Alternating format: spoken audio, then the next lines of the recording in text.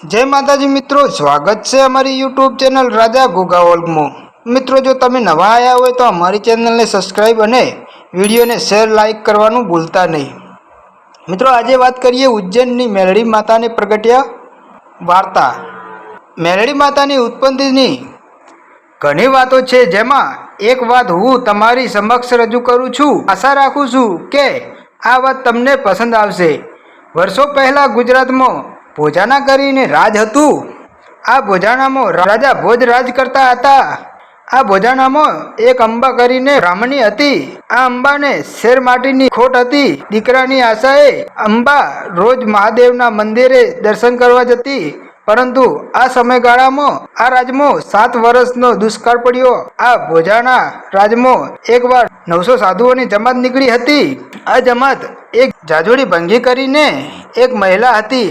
આ મહિલાને 9મો મહિનો જતો હતો। આ જાજુડીએ તેના બાળકને જન્મ આપીને મહાદેવના મંદિરે દીકરાને મૂકીને સાધુની જમાત સાથે ત્યાંથી નીકળી જઈ, કેમ કે દુષ્કાળમાં પોતાને ખાવાના ફાફા હતા। ત્યાં આ દીકરાને શું ખવડાવે? બીજા દિવસે સવારે અંબા શંકર ભગવાનના મંદિરે આવી ત્યારે આ જાજુડીના દીકરાને જોયો। અંબાએ વિચાર્યું કે ભગવાનને મારા ઉપર દયા આવી અને મને દીકરો આપ્યો। આ અંબે બ્રાહ્મણી આ જાજુડી ભંગીના દીકરાને લઈને ઘરે આવી। ઘરે આવીને આ દીકરાનું નામ નુરિયો પાડ્યું। અંબાએ આ દીકરાને સારી રીતે મોટો કર્યો। આમ કરતા કરતા આ નુરિયો 7 વર્ષનો થયો અને દુષ્કાળ પણ જતો રહ્યો અને સારું વર્ષ આવ્યું। 7 વર્ષ પછી આ 900 સાધુઓની જમાત પાછી ભોજાના ગામમાં આવી। આ જમાત ભોજાના આવી એટલે અંબાએ આ સાધુની જમાતને જમવા માટે આમંત્રણ આપ્યું। આ જમાત અંબાના ઘરે જમવા આવી। આ જમાતમાં પેલી જાજુડી ભંગી પણ ત્યાં જમવા આવી। જમતા જમતા જાજુડીની નજર પેલા નુરિયા ઉપર પડી એટલે જાજુડીએ જમવાનું પડતું મૂકીને અંબાને કીધું કે આ દીકરો તારો છે કે તને પછી ક્યાંકથી મળ્યો છે? એટલે અંબાએ કીધું કે આ દીકરો મને મહાદેવે આપ્યો છે। એટલે જાજુડી બોલી કે આ દીકરો મારો છે, મને મારો દીકરો આપી દે। આમ કરતા કરતા અંબા અને જાજુડી વચ્ચે બોલચાલી બહુ ચાલી એટલે આ જાજુડીએ ભોજ રાજાના રાજમાં ફરિયાદ કરી કે આ અંબા પાસે મારો દીકરો છે પણ તે મને આપતી નથી। એટલે ભોજ રાજાએ કીધું કે જાજુડી, આ નુરિયો તારો દીકરો હોય તો તારી સામે 7 કપડાના પડદા રાખ્યા છે અને આ પડદા પાછળ આ નુરિયાને ઉભો રાખીએ। આ તારો જ દીકરો હોય તો તું તારું થાન દબાવ અને આ 7 પડદા વચ્ચેથી તારું દૂધ આ નુરિયાના મોઢામાં પડે તો જ તને આ દીકરો મળશે। એટલે જાજુડીએ તેનું થાન દબાવ્યું અને 7 પડદા ચીરીને જાજુડીનું દૂધ નુરિયાના મોઢામાં પડ્યું। એટલે આ અંબા બ્રાહ્મણીએ કીધું કે જા નુરિયા, તારું નખો જાય। તે મને બ્રાહ્મણીને વટલાવી નાખી અને અંબા ભોજાના ગામના ધાવડિયા નામના કૂવામાં પડીને મરી જઈ। અંબાએ આત્મહત્યા કરી પણ તેનો જીવ આ કૂવામાં જ રહી ગયો। બીજી બાજુ આ જાજુડી ભંગી તેના દીકરા નુરિયાને લઈ ઉજ્જૈનમાં જતી રહી। ઉજ્જૈનમાં જઈને આ જાજુડીએ નુરિયાને મેલી વિદ્યાનો બાદશાહ બનાવીને તૈયારીઓ શરૂ કરી। આ વાતને 10 વર્ષ જેટલા સમય થઈ ગયો। એક દિવસ 64 જોગણીઓ ફરતી ફરતી ગુજરાતમાં આવી અને ભોજાના ગામ પાસેથી નીકળી। આ 64 જોગણીઓએ વિચાર કર્યો કે આપણે 64 જોગણીઓ અહીં એક મોટું તળાવ બનાવીએ, સ્નાન કરીએ, આગળ વધીએ। અને રાતના 12 વાગ્યે આ 64 જોગણીઓએ તળાવ ખોદવાનું શરૂ કરી દીધું। થોડી વારમાં એક મોટું તળાવ બનાવી દીધું।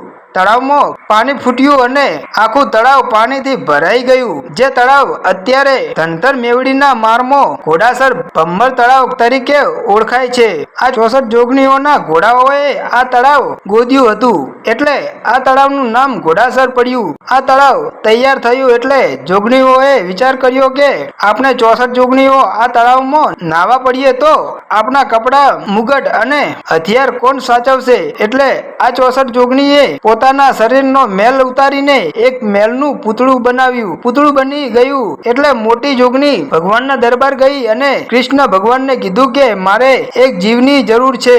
એટલે કૃષ્ણ ભગવાને કીધું કે તમે જ્યાં તળાવ બનાવો છો ત્યાં બાજુમાં એક કૂવો છે. આ કૂવામાં એક અંબા બ્રાહ્મણી નામની બાઈનો જીવ ફરે છે. આ જીવ તમને શંકર ભગવાનની સાક્ષી આપ્યો. આ જોગણી કૂવામાં અંબા બ્રાહ્મણીનો જીવ લઈને પેલા મેલના પૂતળામાં નાખ્યો. મેલનું પૂતળું ઊભું થયું અને આ 64 જોગણીઓ તળાવમાં સ્નાન કરવા ઉતરી. આ 64 જોગણીઓ ઘોડાસર ભમ્મર તળાવમાંથી સ્નાન કરીને તૈયાર થઈને આકાશ માર્ગે જવાની તૈયાર કરી. એટલે આ મેલનું પૂતળું બોલ્યું કે ઓ બુન જોગણી, મારી વાત સાંભળો ને. તમે 64 જોગણીઓએ મને મેલનું પૂતળાને જીવતું કર્યું, પણ હવે મારું કાંઈ ઠેકાણું પાડતા જાઓ. એટલે જોગણી બોલી કે ઓ મેલના પૂતળા, જવાય તો જાજે અને ખાવાય તો ખાજે. આ અસમાલિયા કાચીની 12 ધાણીનું તેલ અને 13 મણનો ખીચડો મેલના પૂતળા તને આપ્યો. ફરી પાછું આ મેલનું પૂતળું બોલ્યું કે તમે ખાવાનું આપ્યું તે તો બરાબર, પણ ખાવા ઉપર થોડો મુખવાસ આપતા જાવ ને.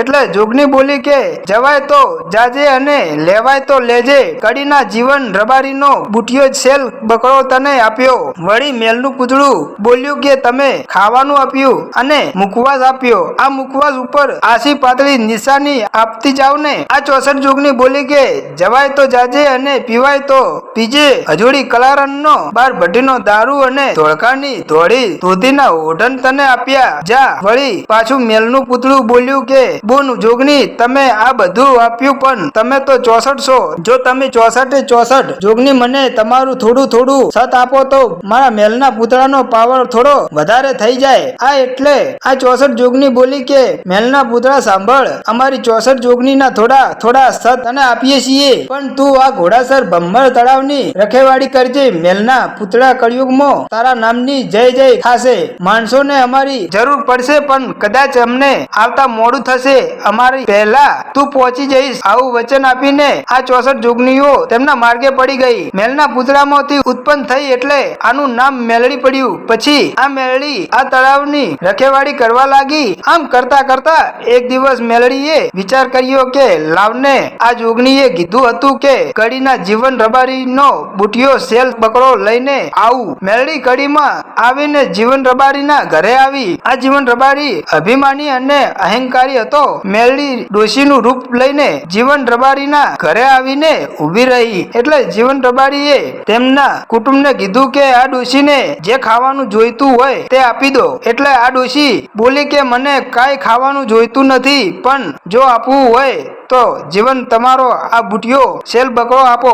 એટલે જીવન બોલ્યો કે ઓ ડોશી, તારા માર્ગે પડી જા. આ બકરાનું નામ લીધું તો તને માર્યા વગર નહીં મૂકું. આ જીવને તેના માણસોને કીધું કે આ ડોશીને અહીંથી ઉપાડો અને ગામના સીમાડે મૂકી આવો. માણસોએ આ ડોશીને ઉપાડી અને ગામની સીમામાં મૂકીને હજુ પાછા આવ્યા નહોતા ત્યાં આ ડોશી પાછી જીવનના રબારીના ઘરે હાજર થઈ ગઈ. ડોશી બોલ્યા કે જીવન, આ બુટિયો સેલ આપી દે, નહીં તો કાલે સવારે જોયા જેવી થશે. જીવનો બોલ્યો કે ડોશી અહીંથી નાસી જા. એટલે આ મેલડીએ કામ ક્રિયા છોડીને જીવન રબારીના 7 દીકરા અને 7 વહુને માર્યા. જીવન રબારીને ખબર પડી કે આ ડોશી કોઈ સામાન્ય ડોશી નથી. ડોશી સવારે જીવન રબારીના ઘરે હાજર થઈ અને બોલી કે જીવન, હજુય સમય છે, આ બુટિયો સેલ મને આપી દો. પણ જીવન હઠીલો માનતો નથી. ડોશી, હું જીવન રબારી મરી જાઉં તે એક વાત છે, પણ આ બુટિયો સેલ તો તને નહીં જ આપું. બીજા દિવસે આ જીવનના શરીરમાં મેલડીના નામનું દુઃખ શરૂ થયું. આ દુઃખ જીવનથી સહન થતું નથી. છેલ્લે જીવને હારીને આ ડોશીને બુટિયો સેલ બકરો આપ્યો. એટલે ડોશી બોલી કે જીવન, આ બકરો હું એમને એમ નહીં લઉં. તારે મારો માળવો નાખવો પડશે અને આ માંડવામાં તું મને આ તારો બુટિયો સેલ આપ. જીવન રબારીએ મેલડીમાંનો માંડવો નાખ્યો અને માંડવામાં મેલડીને તેનો બુટિયો સેલ આપ્યો. આ બુટિયો સેલ લઈને મેલડી બોલ્યા કે જીવન, તારા 7 દીકરા અને તેમની 7 વહુને શમશાનમાં જઈને ટોકો પાડજે. હું મેલડી તને તારા દીકરા અને વહુઓ પાછા અપાવીશ. પછી મેલડી આ બુટિયો સેલ લઈને હજુડી કલારણના ત્યાં ગઈ. ડોશીનો અવતાર લઈને લાકડીને ટેકે હજુડી પાસે જઈને કીધું કે હજુડી, મને 2 ગ્લાસ દારૂ આપને બુન. એટલે હજુડી કલારણ બોલી કે ડોશીમાં, તમારી મરવાની ઉંમરે દારૂ પીવા આવ્યા છો, માર્ગે પડી જાઓ. ડોશી, 2 ગ્લાસ શું દારૂ ને એક ટીપું તને ના આપું. મિત્રો, આ ભાગ હવે બીજો હું કાલે સંભળાવીશ અને અમારા વિડીયો જોતા રહેજો. દરેક દેવોના ઇતિહાસ આવશે તો બીજો ભાગ કાલે સંભળાવીશું. જય માતાજી.